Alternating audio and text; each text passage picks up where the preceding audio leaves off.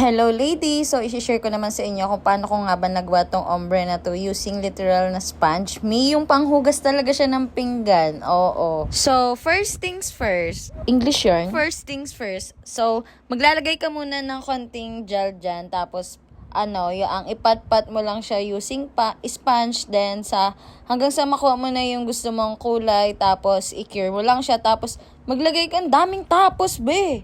Tapos, maglagay ka lang ulit ng konting gel. Tapos, yun, mo ulit siya. Mo na, ang tawag doon?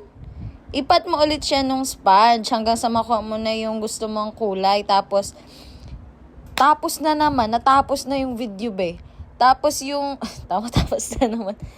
Maglagay ka naman ng dark dun sa gitna para yung yung palibot niya is medyo light. Then sa gitna, yung nagda-dark. Ganon. Ipat-pat mo lang yung sponge para makuha mo na yung gusto mong kulay. Ganon. Yun lang naman. Salamat!